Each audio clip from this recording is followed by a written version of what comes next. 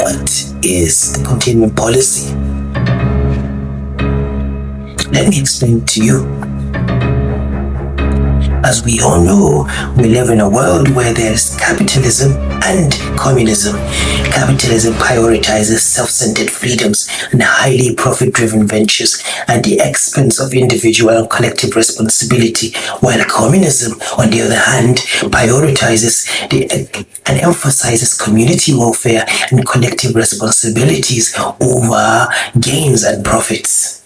We also know that the United States of America is hyper-capitalist and that Russia and China are communist or socialist countries. In order to understand what the containment policy is, we need to go back in time. So, after World War II, the Soviet Union and its socialist and communist ideas was gaining popularity in many countries in Asia, especially China, Korea, Cambodia, and Vietnam. The Soviet Union and China was also gaining popularity in Africa. They particularly appealed to pre-independence African countries, for they provided for us inspiration on the way to free ourselves from colonialism. The Soviet Union and China's communist ideas were the catalyst that inspired a lot of, if not all, African independence movements. The Soviet Union, which is today's Russia, and China also inspired African leaders to fight for their independence from colonial rule. The same thing was happening all over the world where colonialism prevailed, that is, in Asia, Latin America, and also in the Caribbean. So, as the world turned massively towards socialism or communism, the United States of America invented a policy called the Containment Policy. Simply put, the Containment Policy was a policy put in place and championed by the United States of America with the help of Western European allies to prevent the spread of communism.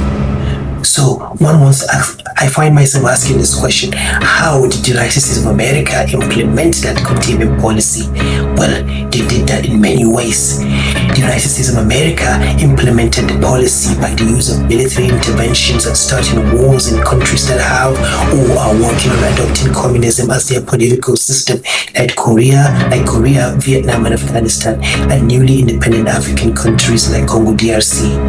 They also used propaganda in the media, which painted communism as evil and the death of democracy, when in reality, democracy itself exists within communism.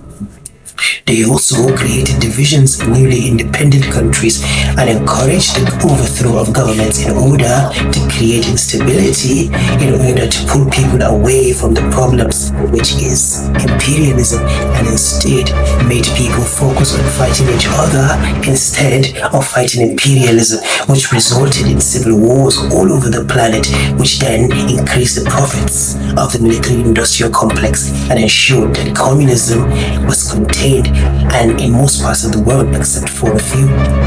Most people today don't realize that every anti-Russian and anti-China rhetoric that you hear from the West is part of that original containment policy. The containment policy is still being used today to stop the people of the world, especially those of us from the global south, from being free and keeping keeping us in a tight grip of capitalism and imperialism and control by the United States and its globalist empire.